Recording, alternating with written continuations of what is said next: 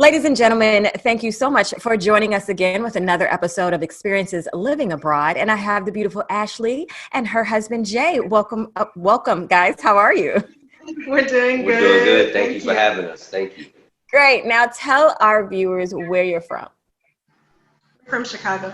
Chi-town, baby. And where are you all now? We're in Oaxaca, Mexico. And how on earth did you get there? Like, tell us, break that whole story down to us. Okay. You wanna go? Okay, well, the decision to come to move abroad really was birthed through our children. We had 2 children. Sage is now 7 and Fanan is now 3. Mm-hmm. And when my wife had a child, we kind of had a revelation, or rather I did. I knew that, the days that you, my wife and I grew up are long gone, meaning that we would wake up, we would have breakfast, we were sent outside to play, we would come home for lunch, we were sent back outside to play, then we'd come home for dinner. Mm-hmm. Now, with the way things are, you're forced to be like a 24/7 parent, and 16 of those hours I was commuting to work, working, and coming home. And that was leaving the blunt of being that 24/7 parent on my wife. And I was like, hold on, this can't be, whatever. So that was the whole thing about pulling out and moving abroad. When I realized that, I said, hey, you know what? I need to spend more time with my family. I want to be more there with my wife and my children. I knew that I had to do something other than just work this job day in and day out. Mm-hmm. So that's when the spark of maybe imagining life without the 9 to 5 of just getting up, going to work, coming home, having lunch, going back to work. It had to be something more. So that's how that thought even came about. Yeah. So let me stop you right there. So that thought of now you wanted a different life. Did you automatically assume it was living abroad, or you just were like, something got to change? Well, at first we were kind of like I remember it was like we were in the kitchen. I think it was winter time, and we were just kind of talking. I'm just like, yeah, why don't we move to a different country? Because I had done my internship overseas, so I had some experience overseas, and I really loved it. So I'm like, man, why don't we just move out the country? So, and he was like, yeah, that's a good idea. So we were like vibing with that. But then after like a month or so, we were like, well, are we being too hasty? Are we just being, reactionary? So then we were like, okay, let's consider just moving maybe out of Chicago. Like maybe we just need to get out of the city. So that's when we started traveling, visiting different cities, like all across the country, like seriously from New York to Portland to Albuquerque, New Orleans. Like we went all over the country. Trying to find some place that we could call home. But each place we visit, even though we liked it, there was always something about it where it was like, I can't actually see us living there, whether it was like a lack of diversity in culture or the safety or just being too expensive. And that was another thing, like she said, being too expensive, because a lot of the places that, we really did consider on the top of our list were a bit more expensive, and it was like I would have to be working and even working twice as hard. So the whole thing was to kind of just wing our way out of the things slowly but surely to try to imagine life different. And so that's how we came to, after all that traveling, like my wife said, we went on this huge road trip, huge visiting the country, huge flying out and everywhere. That's when we decided that maybe we should look abroad again. Yeah. And so quite naturally, the first thing that comes up, because, we are melanated people, Black people, it's like Africa, let's do this Africa thing. Let's return to home, motherland. To the motherland type of thing like that. But what we found out with that thought was that, one, it was really expensive. You got 4 flight tickets. 2, it was really far. And we did not want to do like a 16-hour flight with at that time, 1.5-year-old.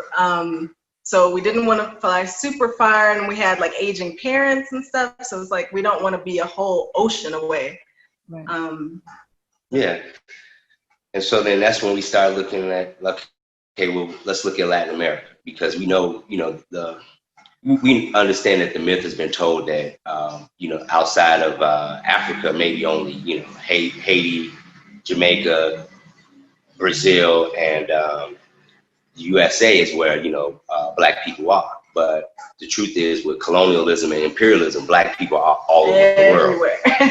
So we said, okay, let's look in Latin America.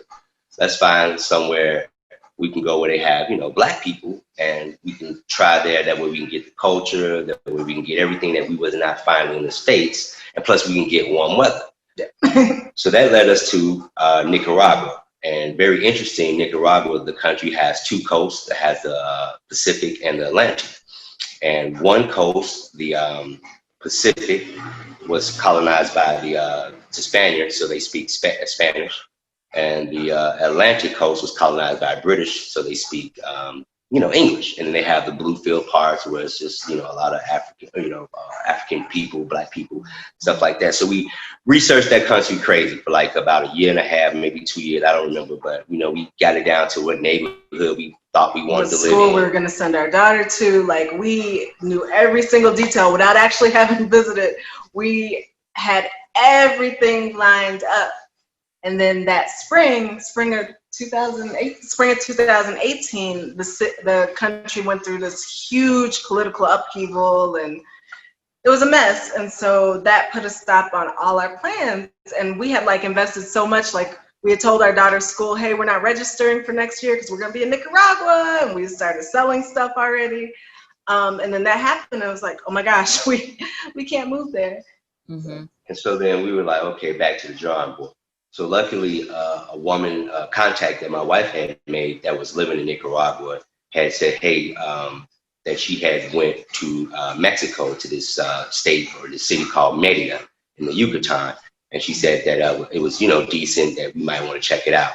And so that's what we did. So we packed up and we went like a 6-week, what they call, I guess, a tour type of deal to check, see type of thing. And it would have ended up being longer, but we had some business to go back to in the States. So we went on ahead.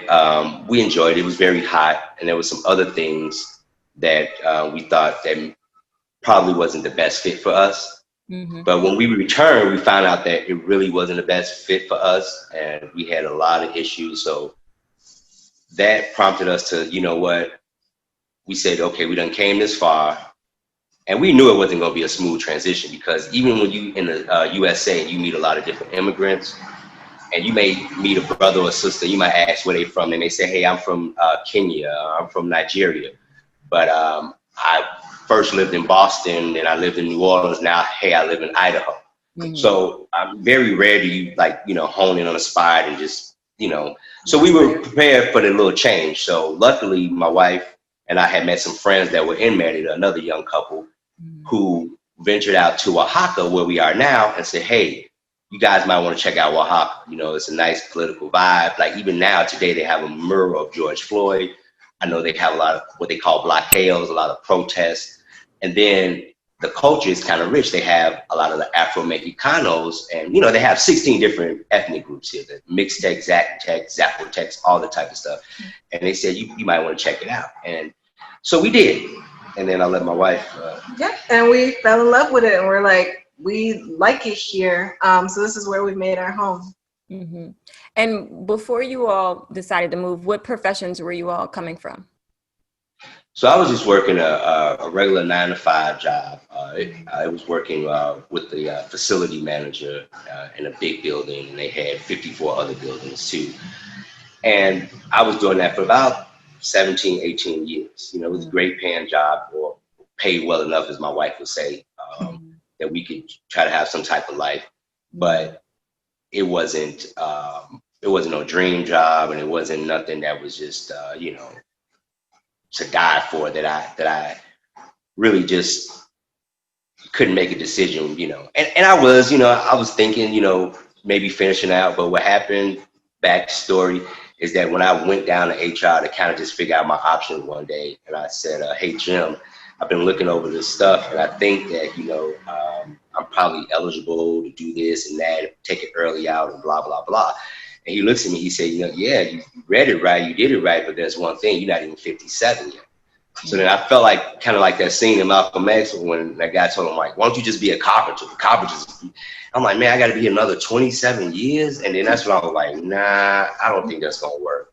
Mm-hmm. And my wife, she was teaching English. She was prior to being a stay-at-home mom, she was teaching English to speakers of other languages. Mm-hmm. And her craft, had took her abroad, and she was teaching a lot of refugees and people from abroad. So the whole concept of living abroad was not foreign to her.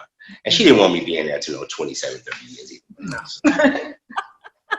So how did you transition? Because a lot of people are considering moving abroad, and figuring out how they're going to find employment in said country is where people get stuck. So how did you all feel comfortable enough, or did you set up a job before you left, or you just goddamn winged it? Well, you know what? We kind of got out there and winged it. We knew a lot of people. We knew that teaching English was great, right? I mean, you can take that anywhere, right? Because everyone. But then we also knew that there were other opportunities from other expats that we had been following in different groups and stuff like that, whether it be consultation or whether it be, arts and crafts or whatever it be. Mm-hmm. But we kind of just like, this philosophy of that, you can always make more money, but you can't make more time. I felt like a lot of things we couldn't do until we were boots on the ground. Mm-hmm. So we put a lot of reservations on the back burner, long as we didn't starve, as long as, we didn't go without, shelter or water, everything was okay. Mm-hmm. So. And the cost of living is so low here. It's not like you have to work as hard or in the States to actually earn something. So if people are looking for jobs, I mean, teaching English online, there are tons of companies that they can Google to get into that. You don't even have to have a degree in teaching English online. Like, one company, Cambly, I don't even think you need to have a college degree to be an English tutor. Mm-hmm. So you can make money doing that. There are lots of people who work in like call centers or do customer service. Mm-hmm. Or even just from relationships. Now, after having been here this long, I've met relationships with people, and just local people in the markets, or this one fish restaurant I go to, and, they like, man, could you teach me English, and so stuff like that. Mm-hmm. And so never be afraid of one of those things. I think the hardest things for me was to downsizing things. I had so much stuff. We had so much stuff, family of four, trying to decide, okay. And, it's hard to be in two places. So I know a lot of people who, if you can afford it, that's fine. They have storage units and stuff like that. But, we were on a very, very limited budget, very, very fixed income, and I couldn't afford to be paying money back to a place that I no longer had any attachment to. So how we came about that, I actually, I thought about it. I said, you know what, I was in a store in a gas station one day, and I asked this Indian guy, and I said, man, you just picked up, left India. I said, what did you just decide to do about your stuff? He said, man, I left all that stuff, sold it and left it. I said, oh. So that kind of put a little ease on me. But that was the hardest thing, is trying to figure out, what to take and what not to take. Mm-hmm. I agree. Someone just asked me a really brilliant question. They were like, well, what do you miss that you wish you would have took from the States? And I was like, that's a brilliant question. I'm going to do a whole video on that. But yeah, I pretty much left everything. And as a family of four, you were like, I'm done. And then I guess you got to remember, there are stores wherever you're going to move. Yeah, like they make it sound like, man, you are going to be in the middle of nowhere. There's nothing. But it's like here they have, I mean, if you want to do American stores here, they have. Well, not in Oaxaca, but in other states they have Costco. But here in Oaxaca, they have Sam's Club. They have Walmart. We were in CDMX, Mexico City. They have a Woolworth. I was able to go in there and buy outfits and stuff for the whole family. And it was like less than $20 US or something like that. That sounds. They have stores. Yeah. They have stores. They have stores. Like so how did you? So we'll kind of talk about the process of figuring out how you were going to get visas and everything for your whole family.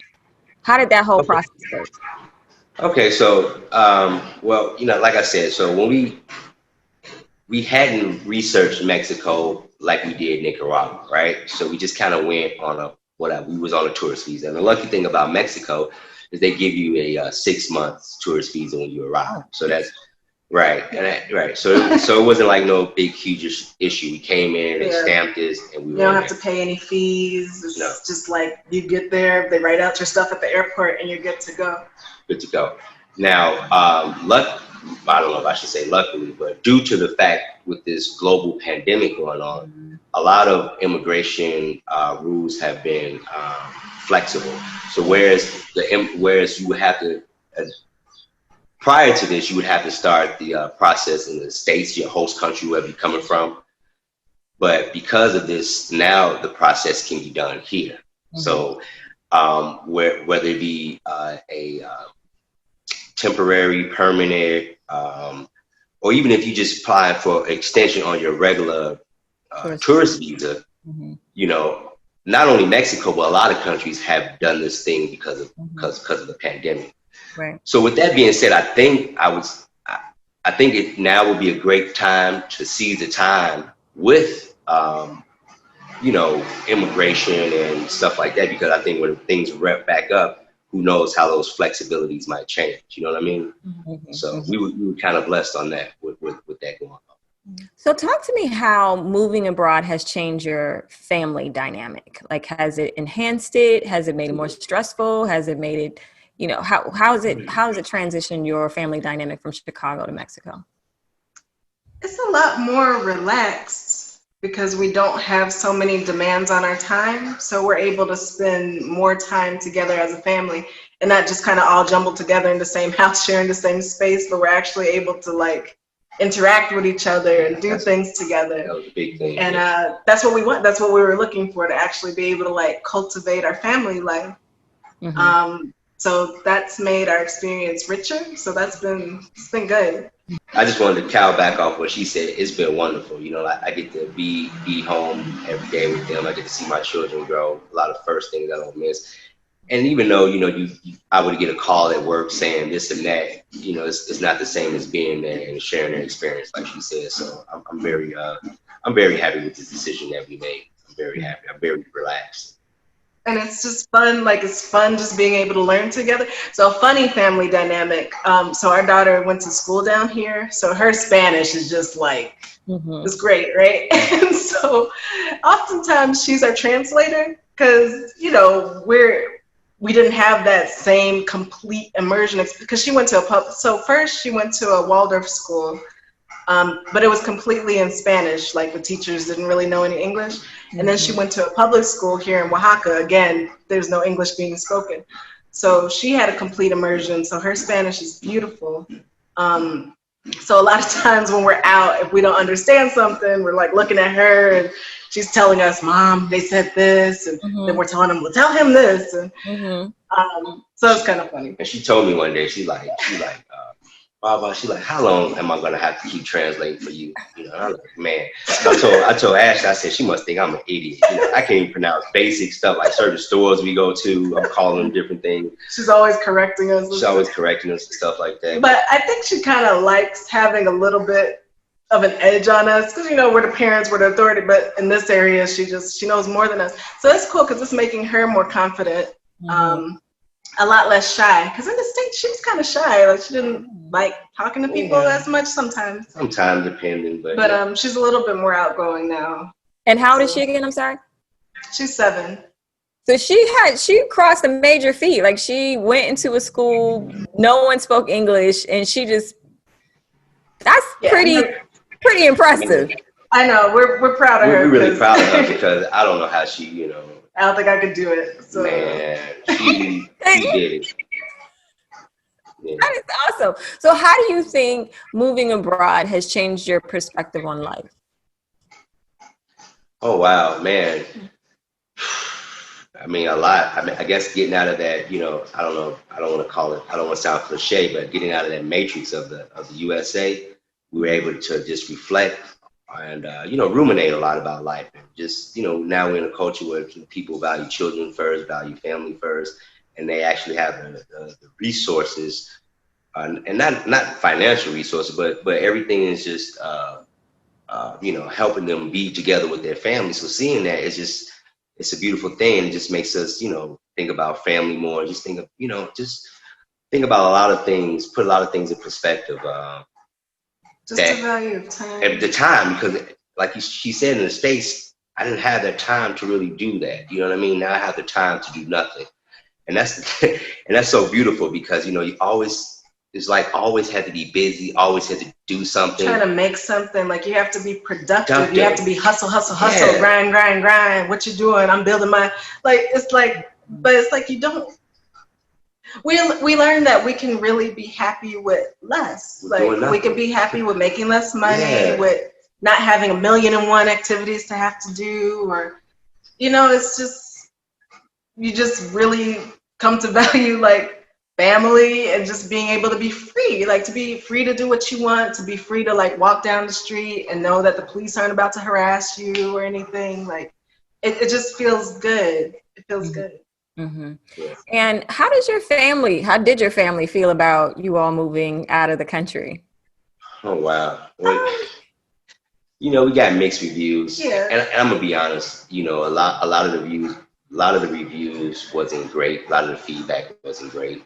And it's a lot to do with that. One is the propaganda, the misconception people have about Latin America and Mexico, and they were failing to realize that whatever fears they had, they were dealing with in the States. So, for example, people were saying, man, y'all can't even drink the water. I'm like, well, you can't drink it in no Flint, Chicago, New York. I'm like, okay.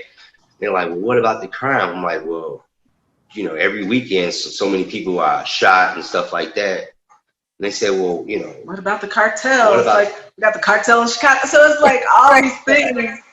It's like everything you're saying is stuff that we're experiencing, like right outside of our door. So it's like, what's the real issue here? And then let me just go forward a little bit. When the pandemic hit in the States, everyone was experiencing the things that they claimed that we were going to experience. Like I can't get my medication. Can't get toilet paper. I can't get no ground beef. There's a food shortage. I can't get toilet paper. Like she said, all these type of things like that. And then when the uprising started happening with the protests and stuff, it's like, oh, this store is closed down. I can't get to the store. This and that. Oh, there's a curfew now. And it's just like. And so they were actually living in what they projected that we would be living in. And, and then on top of that, you got, the thing about just this, Mexico and Latin America just being dirty and just, because I joke, but seriously with my wife that we were going to some, if we were going to France or something like that, then the thought would be like, oh, y'all think y'all bougie or better than somebody. Y'all want to go live in Paris and France and all the stuff like that. So, but what we realized was that no one was really going to be just happy, feet stomping, supporting us like we were. And then we did get some great reviews. Not all family. Like some family, like were super excited for us, and they love keeping up with what we're doing. So it was both. It's a mix. It's a mix, I think it just like Jay said, like it's just the American propaganda where it's like from birth you're taught that America is the best country, has the most opportunities, the best quality of life.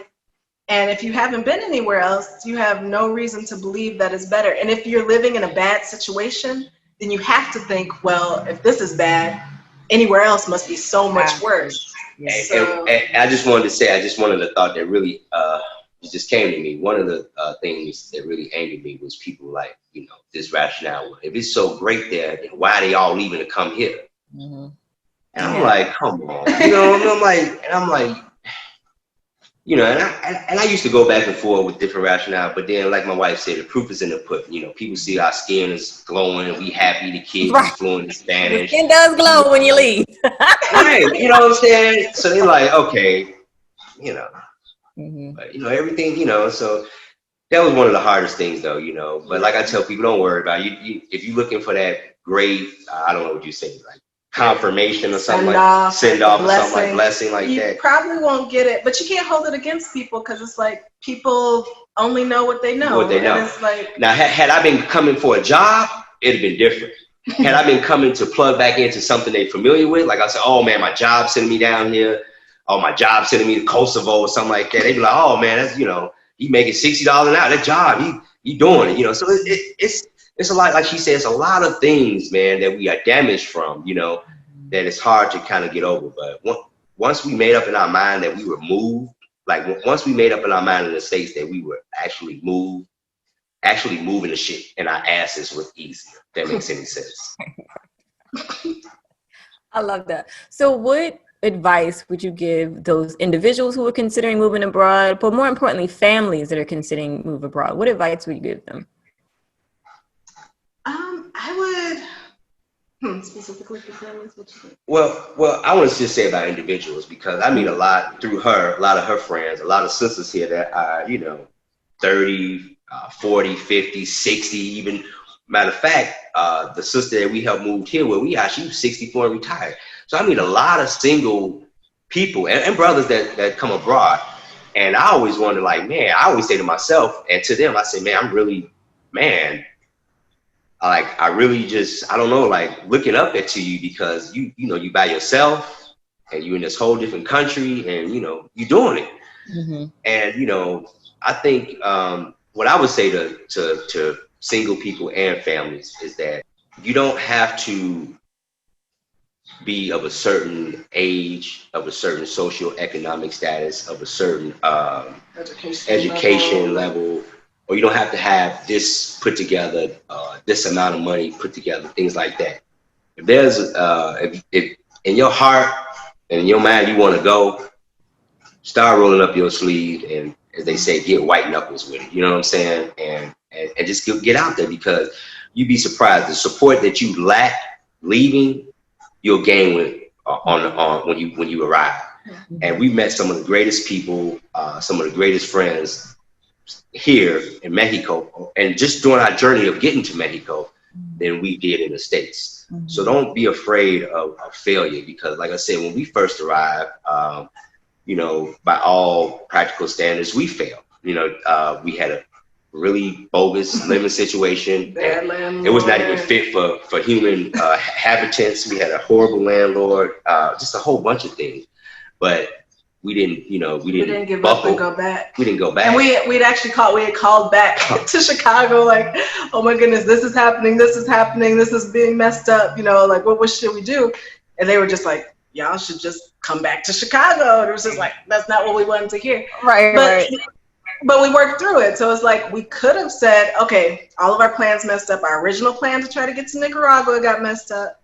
Now we're here in Merida and this is messed up. So I guess we should just go on back home. But no, we didn't. We were just like, well, no, we want to live abroad. So we just tried a different country, different city, and it's working. So yeah, for anybody, I would just say, don't hold so tightly to whatever image you have of what life abroad is going to be like.